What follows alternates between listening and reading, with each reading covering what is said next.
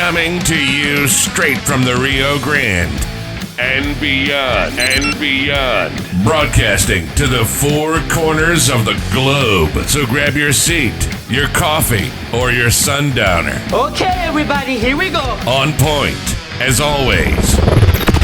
This is Gloves Off. Gloves Off.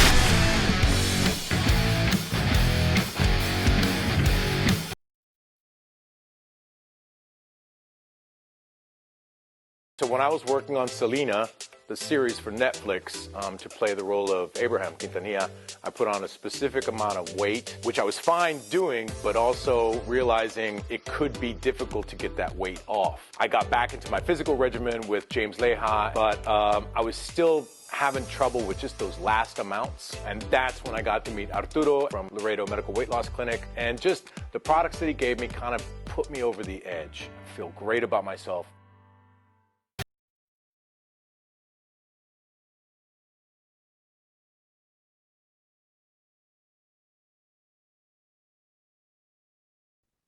Back at you and Gloves Off, and today I have a great guest, a person I call my brother, Grandmaster Bram Frank, and we're touching base on a couple of questions that folks are asking.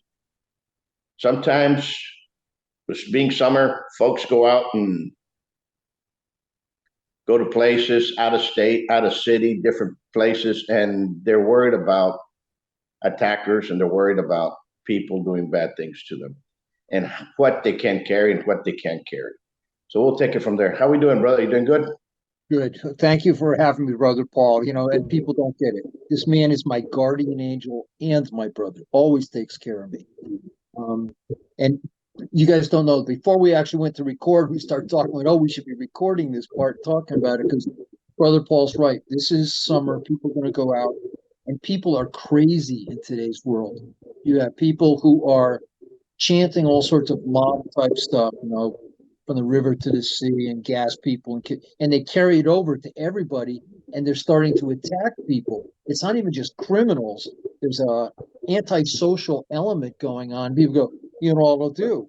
And I was just talking with Brother Paul about it. We've spent our lives learning what to do with our hands. People, what can you teach me in a few minutes? Well, we can't. I can't teach you in a few minutes what to do with you. Well, what about, well, lots of places you can't carry a firearm. And I found a few people that if you don't have that mentality of, I'm going to actually kill someone, regardless of, I'm going to protect my life. If you're not going to use a gun to kill someone, don't carry a gun. And some places you can't carry a gun. So then it comes with knives. And you all know, Brother Paul loves knives, but I love knives. I'm the blade guy. And guess what? There's places you can't carry a knife, which is why I made the crimps originally. You know, it's an impact rescue tool. But, you know, knives, I have people go, I won't cut someone. Ooh. Well, or they play at home, but in real, they won't. I'm like, look, if you won't shoot someone, if you won't cut someone, you're limiting. And I think that leaves you down to, like we talked about, my crimped rescue tool, because it's not a knife. No, you can't carry it on a plane. Don't even ask Brother Paul or me. No, you can't carry it on a plane. And I make, you know, one-piece plastic that looks like, you know, same shape as all my knives closed, because I can carry it on a plane, I can carry it anywhere, and I can teach you to hammer. But besides that, you know, like a big Sharpie pen, or, you know, I carry flashlights, and none of those really crazy tactical. I just get the semi-tactical. They use AA batteries in them. You know what? Because I can't see. I'm getting too old, even my glasses on. But a flashlight. So what? And I said, I need some kind of impact tool, something that will even the odds, because he's young next month, guys. I'm turning 71. I don't have the strength I used to have. And if there's more than one person, so I still have dulos, pocket sticks, whatever you want to call them. And why all my tools are impact. I mean, we joke about it, about knives with impact. You know, because anybody can hammer. And no.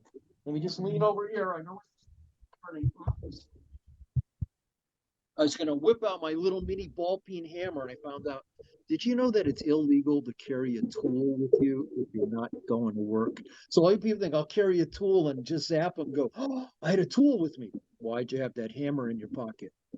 That's a hammer in my pocket? Anyways, I don't know. So that's why I don't have I'll lean over. I know I'm off camera for a second. That's why I invented this. Brother Paul knows. It can't cut anybody. It's an impact rescue tool because anybody can hammer. And I got a lot of people carrying them now, especially with all the anti-Semitic stuff going on, because it's my immediate physical attitude adjustment. Yeah. You made some great points. You can't go to certain states because number one, firearms. Second, you can't go to certain cities because of firearms. And the same thing happens with knives.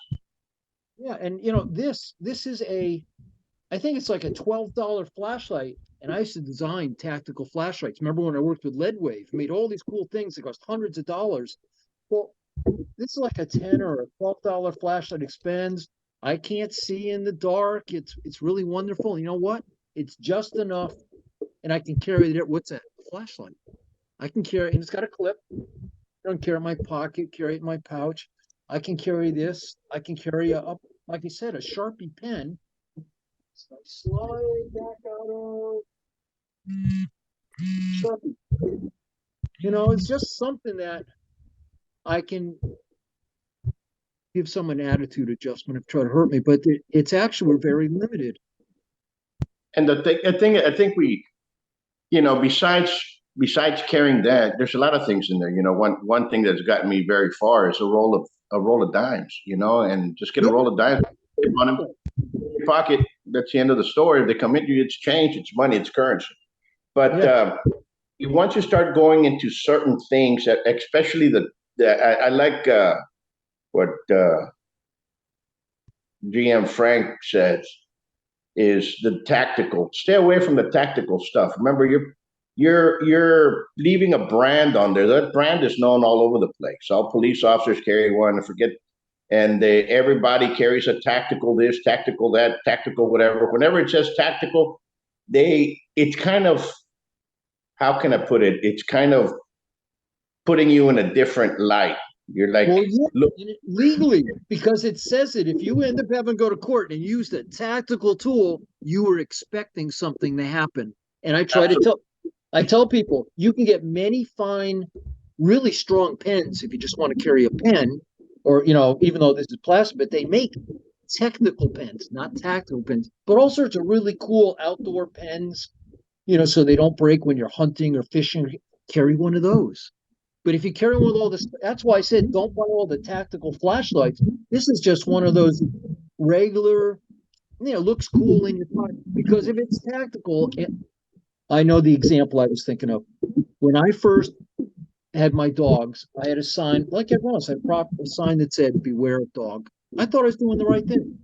So scare them off. And I was told by the attorney and the sheriff, "Did you know you're advertising you have a dangerous dog?" And I said, "You're kidding." And I said, "No, that's how we're going to use it. It says, beware of dog. Why would you say that? The dog's dangerous. You have a dangerous animal." He said, "You just need to have a posted sign. It says posted, you can't fish, you can't hunt, whatever, you talk to me." And he can't even say, has to come talk to me, that it's just posted. Are you kidding? I said, "No." It's like, I know some people have emergency things put on their equipment already, to prevent it from breaking. And when a company does that, it's not that it's a safety feature. For the attorneys, they look at it and go, "Oh, you're admitting there's a manufacturing default if you had to have," I said, "I never." So that's the same thing about advertising. So you're right. I have an everyday Amazon flashlight. I take it everywhere. Not once has anybody said at any airport, anywhere in the world, how much I travel in and out of all sorts. I even go to China. I go to China, I go to Russia, I go to, like Israel, I go to Thailand, Philippines, South America, all over. No one has ever said, "Why do you have two flashlights with you?" And I even have a smaller one of this inside my pouch. No one says a word. So I know I can carry them everywhere. Pass them right through. I've carried this in other countries. And here, not on the plane, but people go, "What's that?" And it's blue. So it calms them down. There's nothing there. And I go, "Look, that," and I don't have a tactical pen. I have an industrial pen, and I carry a Sharpie with me. Why? Just so I might need to write something, or I might need to have self-defense. This is my best thing with the rescue tool. I'm just really, me, the knife guy, is telling people, I don't know if you should carry a knife, except for the fact that my knives, which you know, Brother Paul, this is a live blade. The first thing they do is they hammer with it. But if you're not allowed to have a knife in those circumstances, the attorneys, even if you don't open it, might say, "Why'd you have a knife with you?" Well, I use it for work. I use it as an everyday tool. So to eliminate anybody of that, it's why I agree with you. Some kind of simple impact tool or a rescue tool is about all you can carry everywhere, and know that no, it's not you're not an invincible warrior with it. But if someone's really threatening you or your family, you might be able to, without a lot of training, give someone an attitude of good. Absolutely. And another thing, a lot of people always ask, they say, we're traveling here. Can you, like you said, can you teach us something real quick? Folks, martial arts it's not gonna happen in an 8-hour course. Martial arts is not gonna happen in a 4-hour course. It's not gonna happen, period. It's not gonna happen in a video series. It's not. No. Sorry. And that's So, why tool use works, because tools we can teach simply. I'm not talking about all the fancy stuff, but I look at people and go, that's why hammering works. And why like I said, I make this out of one piece platter, this because all human beings hammer. Animals panic. Bram, what can you teach me? I mean, no offense to it, but the wimp thing, get away, get away. Oh, that's hammering. You're angry. We hammer. Our arms were. My 92-year-old grandma said, Bram, I can't do that. Old Russian farm lady. And I put this in her hand, put the small arm, and said, Grandma, can you hammer? She goes, of course I can hammer. Grew up on a farm. I said, good, you can hammer. And everyone's going to go, what else can I do? I said, look, someone gets in your face. Ah, they put their hands on you. Ah, I just taught for 4 days in Colorado. All I taught, Brother Paul, I never opened the tool. We taught hammering with a crimp. They went, the people came up. Some people training along the way, all I have to do? Well, yes, because you can't forget how to hammer. Because like you said, I used to think I could teach people something in a weekend. Oh, I can teach you something. I can't. I can. You can. Because guess what? We've done it our whole lives. Oh, look at that cool technique. And even then, I admit, I've had someone in my face trying to kill me, and me knowing exactly what I was going to do, and nothing went the way I thought in my head. That was the first time I went, oh my God, I spent all those years training. What I tried to do didn't work. This guy wanted to kill me. And he didn't know the script. And all the time I've said the bad guy doesn't know the script. To actually have it happen, guess what? The bad guy didn't know the script. and that's exactly right. They don't have a script, and they go by their own script. And what happens is, when you guys go out, everybody goes out, and everybody wants to carry the cameras. Everybody wants to carry the fanny packs and the backpacks and all that. You're making yourself a target. Yeah. So be very careful how you place yourself as a target, especially in some of these tourist areas. Why? Because there's people out there that prey on them. Those predators are looking to see the weaknesses in everything in there, and everybody, and how they walk, and what they're dressed, and what they're carrying, and everything on down the line. It's a weakness. And that weakness that they were looking at, it comes to the point that, how can I put it? They will prey on everybody, on how they walk, on how they move. Well, it's like a regular, as you said, a predator looking out. Who's the weakest one in the herd that I can go after? Absolutely. You understand that's what's going to happen. So when you walk into these touristic areas, understand that there's predators there. You are the prey. Yeah. Now, and they're looking. They set themselves up knowing if there's a lot, they'll look through the whole crowd to find the right one. What's scary, because of some of, this whole anti-Semitic thing, is giving people an excuse, like the Antifa and Black Lives Matter protests, for mobs of people to have an excuse to be irresponsible and attack other people. It has nothing to do with whatever the issue was, whether the issue is right or wrong. It's an excuse for these people to behave inhumanly to other human beings. And that they figure it would be an excuse because when the context of, oh, we're at this protest, it's unacceptable. And I'm watching people, they're burning down buildings, they're burning down churches, temples, they're attacking people in the street, mocking them. What do you do? I said, the reality of what Strangeburgs do when you have more than one person attacking you. So people have to be aware. And I know that's sad to say in America, but it's especially true for the summer and for people taking vacation out of country at some of these places, because no one's coming to your rescue. Nobody is. Nobody's coming to your rescue, and nobody's going to be here to rescue you. Yeah. And they might get there to give you first aid. So remember that. They're going to be there to give you first aid. So if you fall down, the world's going to continue going forward, and you're left there hurt in the street wherever it was at. And that's just the way it is. So you have to be calm. Now, is this trying to scare you? No, we're not trying to scare you. It's just the realities of the thing. People say, if you go to certain areas, the touristic areas, and there's a police presence, kind of try to stay in that area, wherever the police are at. Kind of try to stay in those areas. But if you start moving out of those touristic areas, the danger zone levels grow up a little bit more. Just remember that as well. And when you go places in a new place, if you're somewhere, someone says, "Hey, I'm from this area," that area has lots of homelessness of the people who are all doing drugs or whatever on the street, or don't go there. You don't need to go see there. You don't need to film it on your camera.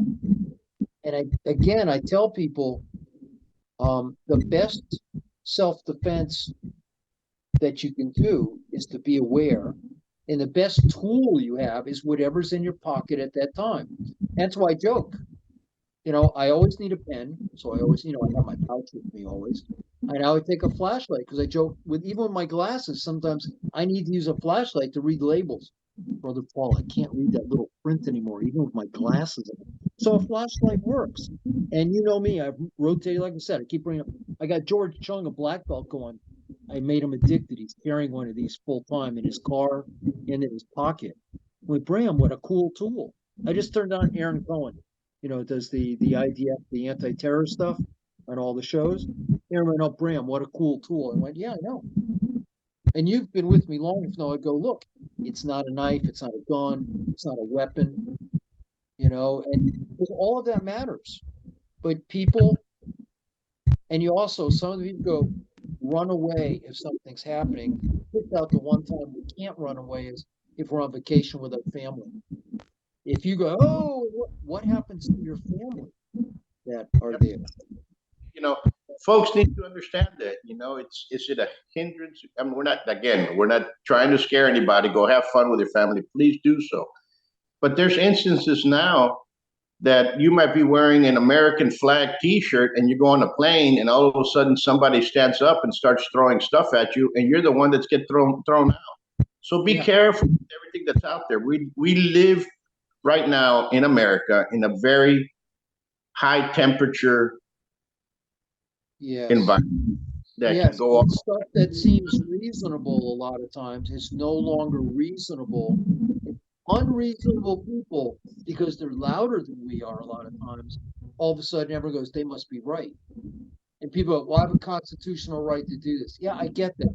This is not the time to argue it, because arguing and getting injured about it is different than if you think it's unfair, talk to your representatives, have them bring it up as an issue in court. Do not try to confront someone on the street or throw something in their face and go, "Look what I have." I think I had told you on the phone, I saw, it looked like an older, middle-aged gentleman, totally lost at the grocery store. I'm in the grocery store every day, you know me, I go to find the BOGOs and what's fresh. I don't buy a lot of food. And I said, "Sir, how can I help you?" He goes, "How dare you?" I'm like, "How dare I what?" "You used the wrong pronouns." I went, "Oh my God, sir, I had no." Now this is an older guy with a beard and looked like just a regular guy like you or me. And he got all offended. And I kept saying the wrong thing. So John, the general manager, goes, "Bram, what's up? How can I help you guys? I said the wrong something. John looks right at him and goes, sir, how can I help you? And the guy flips out, how dare you use the wrong pronouns? I'm not going to shop in this store anymore. John goes, what did I say that was wrong? I said, I don't know. I think he wants to be him, her, she, it. I don't know. And the guy's screaming at us. And he runs out of the store. John goes, what was that all about? I don't know. But all we tried to do was be helpful. And as you said, wearing the wrong shirt can do it. I said the wrong thing to someone who I didn't know I was supposed to use whatever. Yeah, I had no idea. I be polite. I had an incident similar to that here at Home Depot a couple of weeks ago. Went in there to buy some stuff, and in and out, and I said, excuse me, and I can't remember if I think I said, excuse me, ma'am. That's what I said. And first thing I turn around, I'm in the middle of an argument in the middle of the store. That's not the problem. And I'm like, you have a dress. I called you ma'am. The fuck do you want to be called, So, and then he kept on going, and two more Home Depot people came in there and goes, what's the problem? And that scene started. So I said, so I guess you want me to call you a shit? I'll call you a shit. Yeah. Kept on walking away, and I go, now there's a difference. Now you're definitely, I'm 5'7". I said, you're close to 6 foot. You have a 5 o'clock shadow wearing a dress. Now I'm going to identify you as a threat now. So you know what I'm saying? So yeah, I'm going to use on you a threat. So it happens, and people need to understand that this thing is very volatile and where we're at. Yeah. And for you guys out there, the martial art world, and you're watching this, we all like to advertise our stuff on our shirts and martial art this and this and all this other stuff here. We advertise our schools because it's part of us. We're trying to get clients to come inside. I get it. We've been doing it for a very long time. But you're also calling in other people as well, per se. And you get into it, especially with police in certain areas, that they're going to look at you as trying to be a tough guy, and they're going to label you as that. So if you do get into it. Exactly. That's what I was just going to agree with you with that. Instead of like it deflecting people, it pulls me and going, I'm going to try. Oh, you think you're tough? I'm going to try you out. Yeah. It's so bizarre. I was telling, I have family visiting here, and I looked at him, he goes, and he trains, he's been to, done boxing and trained with me. He said, what are you doing now that you're over 70? I said, and because we thought from like 65 to 70, the way I teach and what I do is change. I've lost 100-something pounds from being sick, not as strong as it was. And technique and avoidance are more important than what I teach. Simple stuff, because I'm not going for a 15-round fight on the street. I want to disengage as quickly as possible. And I don't want that person to hurt themselves or hurt others, especially me. I don't like pain anymore. I don't come back from a step and go, oh, wasn't that great? I can go with those couple ribs. Look at the bruises, isn't that cool? I'm at the point where I don't want any of that. But I also understand. And you've seen some of the stuff that the memes people say, I'm a grumpy old man or a grumpy old person. I got this way because I lived through a lot. I look at people. I had some guy in the post office. He couldn't make the machine work. I swear to God, I barely touched him. The machine's not working right. Don't touch me. I'm so sorry. I can read. Okay, well, you keep looking at the same screen. So obviously you're not getting that the machine doesn't work. It says, he goes, I can read. So he walked in and goes, you better watch before you do any that contact with me. And he started using 4 letter. Everyone's staring at him. And I said, sir, I'm so sorry. I don't want your damn apology. People looked at me and went, what's wrong with him? I said, I don't know. You just tried to help him with the machine. I said, I know. It's so weird. People they're looking for any excuse. They're looking, as I was saying, because of the whole social stuff. think they can get away with being impolite, rude, and actually putting assault with their words. People, assault is the words, battery is physical. They have assault with that. They somehow feel entitled to attack people. It's not even criminals a lot of times. There's no criminal intent. It's just harm intent, intimidation intent. And that's different in today's world than when we were growing up. A lot of times you have criminals like which we still do. And now we have people who are looking for some kind of emotional release, and they get it by preying on others in that way. There's no crime intended. They just want to intimidate people who they are of some social context, because the social context is letting them get away with quote unquote murder. Absolutely. No, yeah, I'm with you 100%. I'm with you 100%. People need to realize that the push comes to shove, and one thing that doing this, this year I'll be doing Savat for 50 years. Okay, I started when I was 6. I'll be 56 now, and I have learned a lot. A lot of people have come and gone. A lot of people that I love have come and gone, and a lot of people that taught me, and we cherish not only friendships and so on and so forth. But one thing that it has taught me since in the last 50 years is that people are now more disrespectful to others. You don't see that respect anymore. You don't see the respect in martial art schools, that protocol anymore. I don't know whether it was, and I'm not trying to say that you have to bow down to anybody. I'm not trying to say that. You just have to have common courtesy. And that common courtesy is no longer. You don't find it anymore. I know. Again, opening a door for someone, they got mad at me, and there were 3 people behind this. This person got really pissed. How dare I? And 3 people behind him. 2 of them were ladies, probably my age. I'll say older ladies. Anyways, looked at me and said, "I don't know what's wrong with that person, but thank you for opening the door. Your mama raised you right." And I went, "Actually, she did." I was taught. I stand. You know me, old-fashioned. I stand up in the room. I don't interview. I wait until I have a proper projection time we're talking. Say ma'am and sir. I don't mean any offense to anyone by pronouns. I open doors for people. I offer them. Tell me in the grocery store, someone spilled some, so I went to clean it up, and they went, "Do you work here?" I said, "No, but I'm not going to leave them there. What if someone slipped? Why would you do that?" That's the proper thing to do. Since 2020, this way, I think we have exposed the assholes, and we've exposed the cheats and the scoundrels. We have unmasked them. Yeah. And I think when they're putting people in masks, we were unmasking the scoundrels and the assholes and the cheats and the frauds. And now they're out. Now they're out in the open.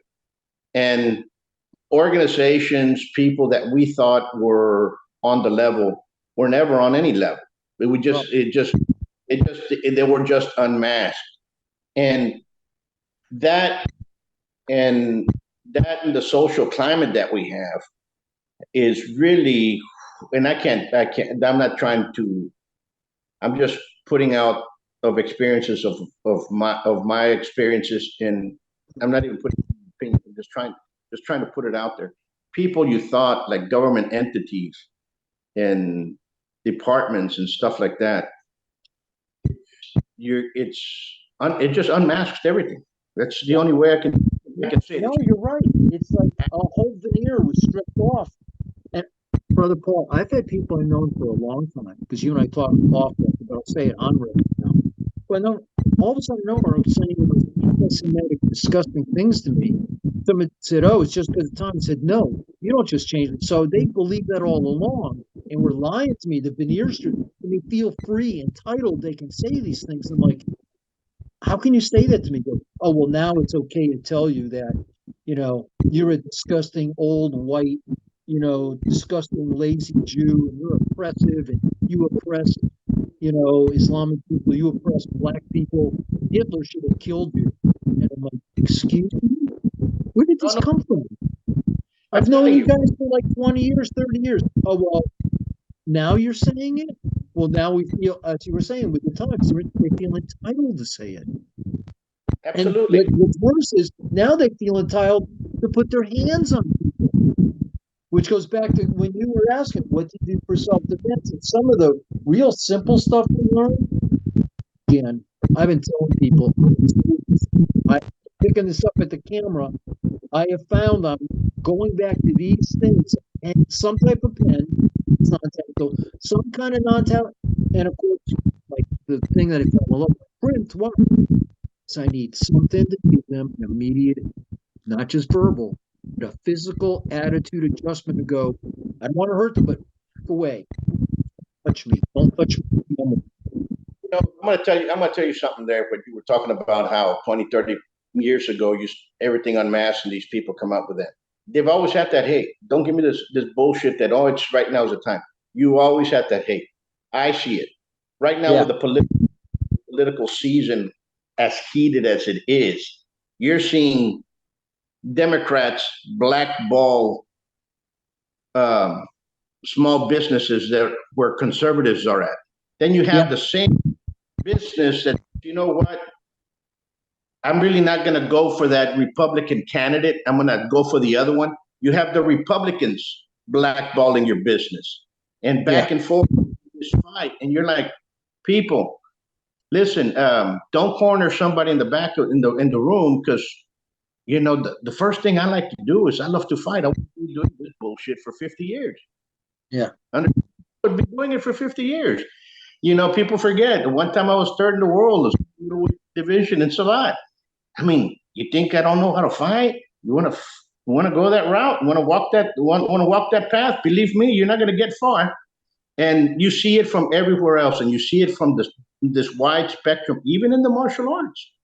Yeah. And in the martial arts, has been politically charged, and is very, very much charged at this stage. And we've had conversations about this for years, because we saw it's leading, and it's already leading.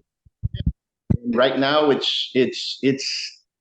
Let me put it to you this way: it's inevitable. The fight that's coming, it's inevitable. I agree. Bennett and I went out. He just got here last night. My stepbrother. We went to dinner, and same conversation came and goes, it's inevitable. It's building to people are making this a clash of cultures.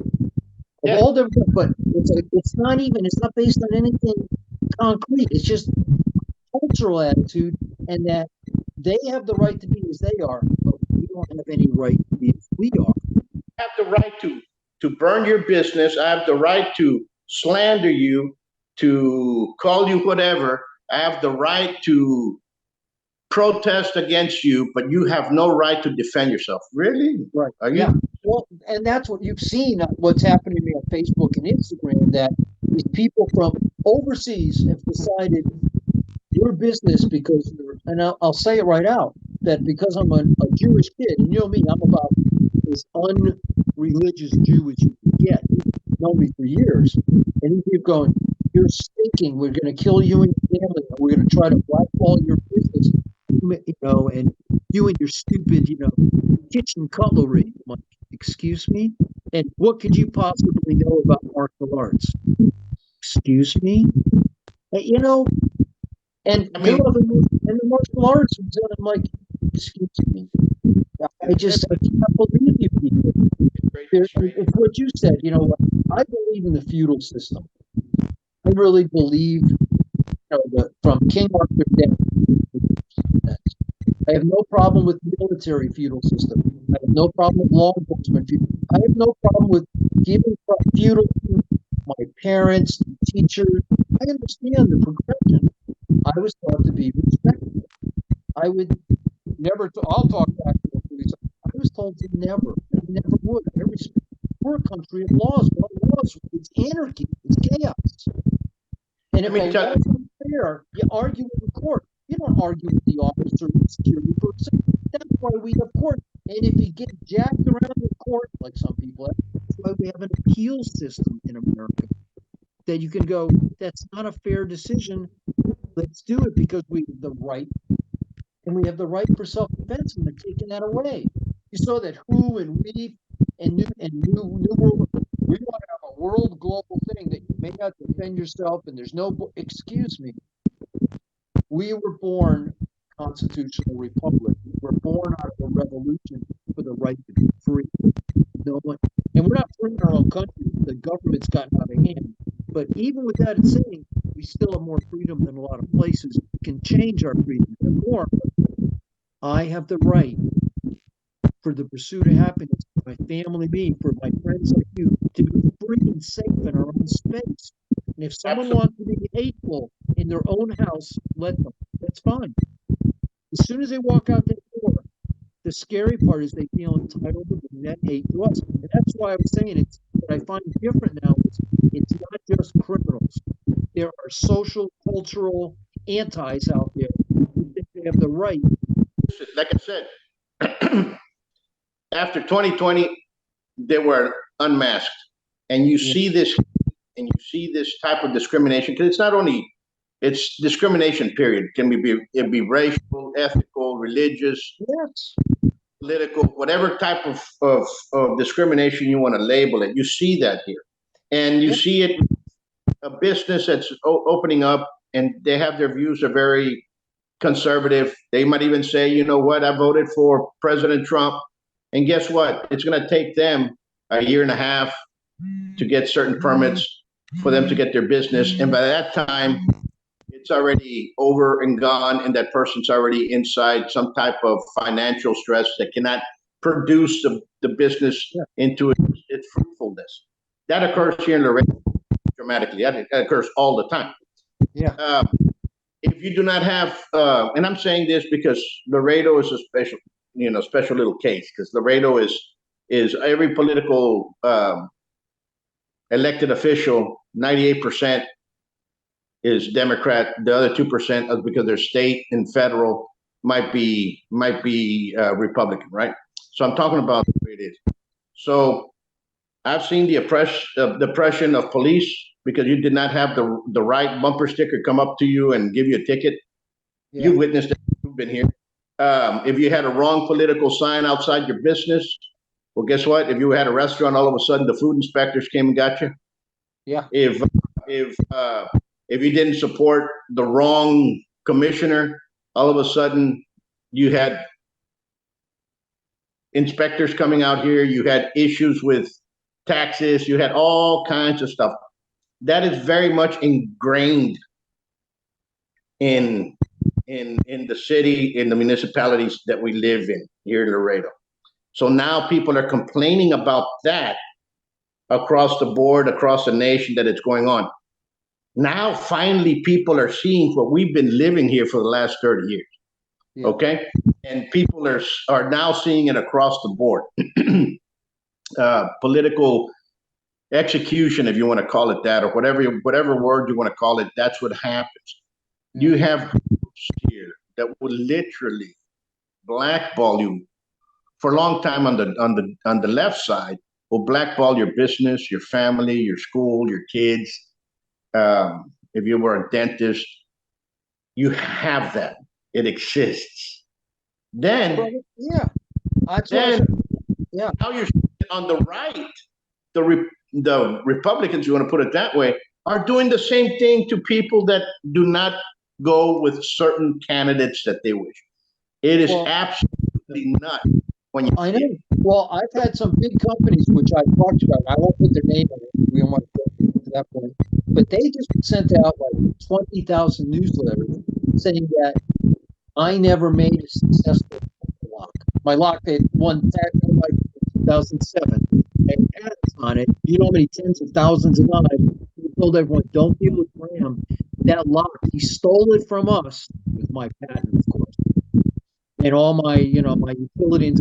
And it's never been successful. He's never made one yet.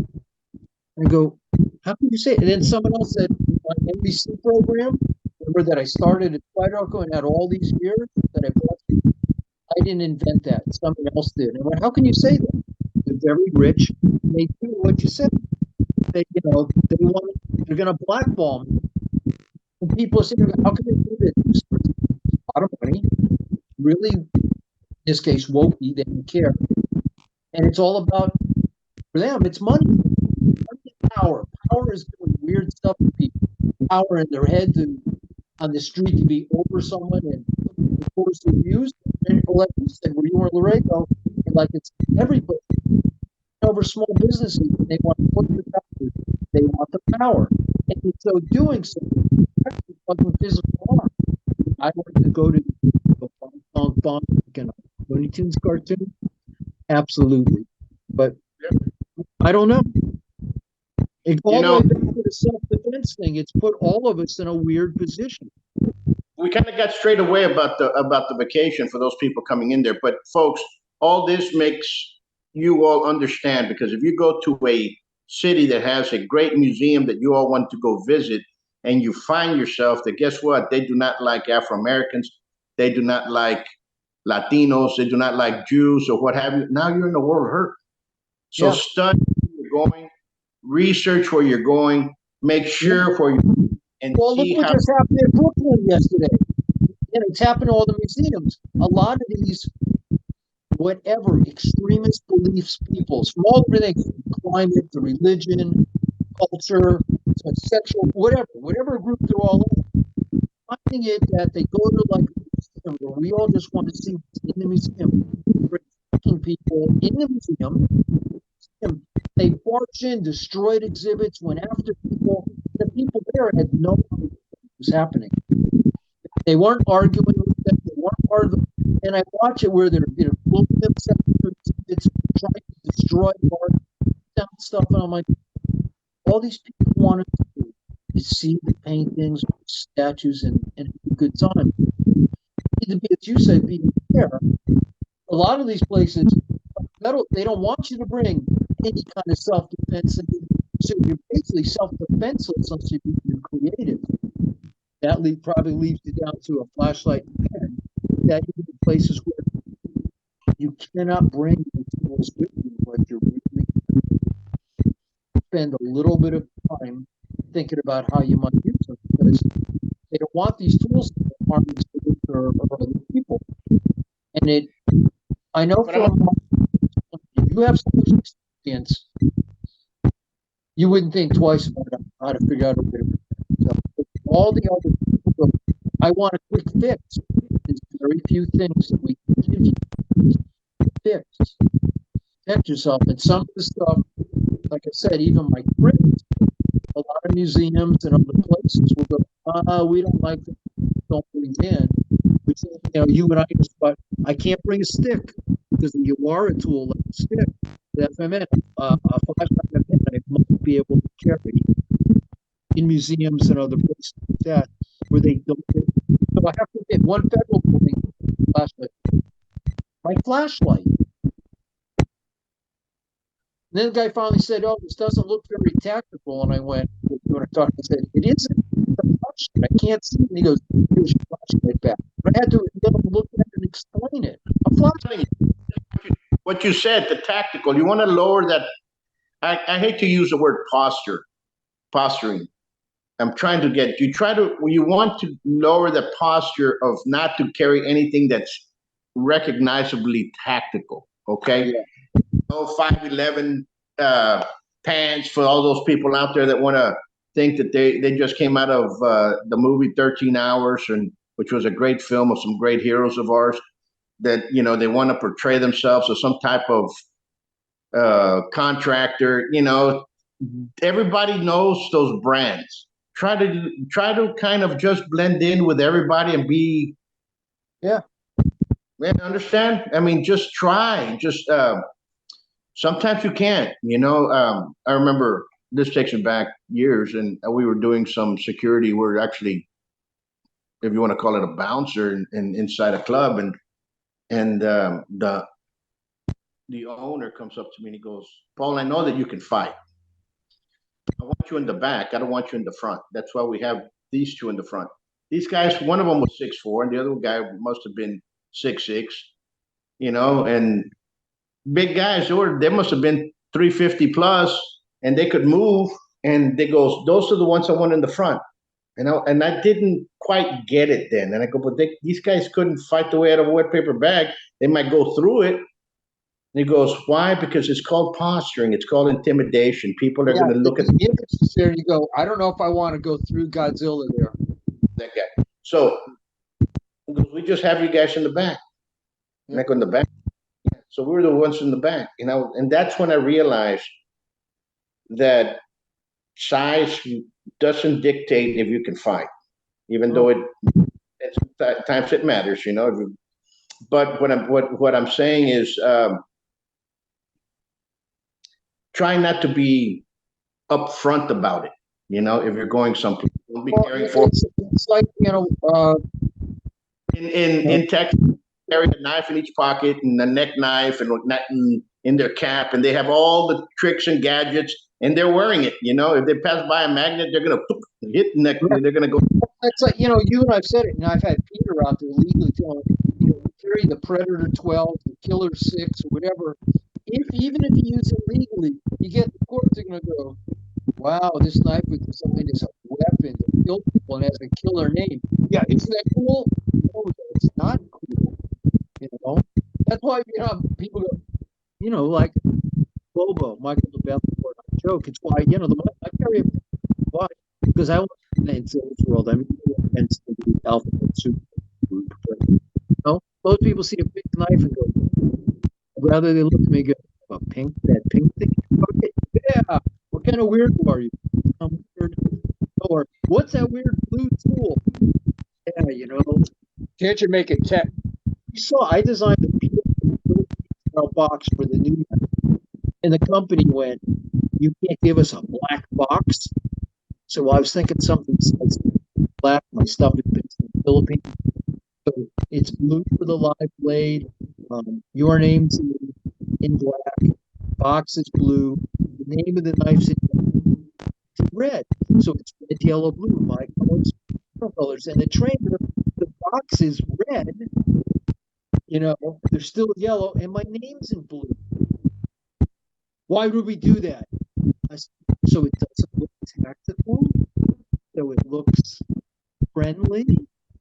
We don't want that. So I said, yeah, okay, sure. So I changed the background black. You've seen my red, white, check, and pearl, from my card dates, because I like that pearl stuff. I was surprised when a very elite tactical group, I knew one, saw that when, sir, we're so sick of tactical black, we take the red, white, check, and pearl. Hey, buddy, how are you? It's Uncle Bram. Here's my tactical. See that? Yeah. I'm going to run it for mayor for people to understand. Yeah, there you go. But sorry about that. He just jumped in, Chappie. He's our. Well, you saw Sal jumped in while we were talking because she goes, oh, Uncle Paul's talking to Dad. I'm just popping the frame here. But folks, what we're trying to tell you guys and is not to be upfront about where you're going. That don't carry certain things when you're going. Don't advertise. Exactly. Don't be. I'm trying to think of that word. Don't posture yourself for the danger guy, and don't posture yourself to get into any trouble. Stay calm, collective, and just have fun, enjoy yourself with your families. But with everything going on in today's world, just be extra careful. That's the main thing. Yeah, and don't get rid of the Dungeons and Dragons scene that's playing in your heads, because you know what? Not gonna happen. Absolutely. Just try to be reasonable. And I understand sometimes in today's world, and that's why I brought up the scenes, and you did too. I did part of inside. I wanted to rip that guy's head off and shove it up his butt, and threaten post office. I tried to help. The better part of it said, he's being a jerk. All I can do is go, hey, in front of everyone, don't walk. The louder you got, the more go. I don't want to be part of it. I know you learn the same as I did. If you get down in the mud with people, it's hard to tell who's the good guy, who's the bad guy. But let me put it to you something there, my brother, is sometimes in the internet, in Facebook and in social media, you call what I call panty sniffers. These guys that live in their mom's basement that know everything under the sun because they saw it in Wikipedia, which half of it is nonsense anyway. Right. And they make their own assumptions, and they're in these groups, and they're killers, and they kill 50 ninjas, and they came out of Valhalla screaming with Thor, and all they have the Dungeons and Dragons exactly mentality that they have. They've never been in the real world. They've never been in the ring. They know more boxing than Mike Tyson and Willie Pep put together. These guys are just the only thing you can ignore is just ignore them. There's a nice little thing up there that's called delete. Get them the hell out, or else you're going to argue every day on Facebook with some dick that lives from across the world that doesn't even know his ass is hole in the wall, and he's going to be trying to dictate to you what reality is. It's sad, but now we just use this to talk to folks that want to kind of get a different view. Folks, the views and the opinions that we're sharing today are, if you want to use them, please do so. They're not correct because everything changes in the environment just like the wind. And what you need to understand is when you go out in these touristic areas, not only in the United States, but elsewhere, you become a target for the bad guys. And there's a lot of bad guys there. And bad guys, all elements, and they're in all fields. So just understand that you become a predator once you go out. Understand who you're going with. I hate to say this, but tell people, you know what, I'm going to go to the museum at 3:00. You know what, I went to this place here. Do not post it on social media where you're at because somebody can be following you as well. But let others know where you're at. Because in case let your family and friends know without social media. Put pictures of where you went after the vacation. Stuff like that. I agree. After. So be careful where you're at. Be careful who you meet because not everybody up there is up in the up and up. And we live in a very crazy world right now, and it's very heated and it's very volatile. And 2020 just unmasks. I hate to put it this way, the assholes. Yeah, absolutely. They're coming out of the woodwork, and that's why I brought up the people who out of nowhere, they obviously, as you said, harbor these feelings for a long time. They're messaging people. It's not just me; it's up to everyone. The restraints are the ears off, and they're magic, and they're seeing whatever they want and acting out. It's just unbelievable. So people need to also understand that self-defense is protecting yourself and your family, and that might be just disengaged. So you cannot disengage. I've seen it that these people they want something to happen. Sort of like the wilding. I know when punching people out or they mob you. Please live somewhere where there's police, or somewhere with other people, so you can go, please help me. Don't just stay in it. Don't get more isolated. Don't run to a more isolated spot. Go to a more popular spot. And if you're really cornered, get someplace where you put your back against the wall and come up and find you. We'll build and stand in someplace where you and the family are safer while we try to negotiate. And also don't think that the way that's whatever, if you're going to play super walk out, they're going to bounce off you because they're not. Absolutely. Folks, we'll leave you with this. And if you do want to buy any good knives, buy them from Bram Frank. He does. I carry some. And thank you. By the way, I have, just so everyone knows, the Blade Show's coming up next weekend, 7, 8, 9 in Atlanta, Georgia. World's largest knife show. I will be there on the 8th to demonstrate my knife. Tops at Fox DEFCON and over with Hokkaido. I'll be walking around with the head scallywag. So come see us in Atlanta. You can actually come talk to me and demonstrate some of the stuff. Brother Paul is the actual user of my knife. I don't make fighting knives. I make user tools. He uses them on the farm and on the game farm and around for jobs. And we'll have to post the link, the info part. But thank you, Brother Paul, for giving me a chance to be on the show again. And folks, if you have any questions, this question was sent to us about a couple of weeks ago, and I had to find the right person that we can talk about this in Grandmaster Frank for one, because he's been all over the world as well. He's taught all over the world. He's also protected people just like I have in our past, and kind of gives us a different feel of to what is out there for you guys to understand. We're not just out. We're not here bloviating for you guys just for because our voices are nice. But remember, we're here to tell you guys through experiences of what's happening and what's happening in today's world. And if and think and act accordingly. Until next time, I'll leave you with this. You all stay safe, be safe, and God bless you all. Until next time, peace. Yeah, God bless. Thank you, brother.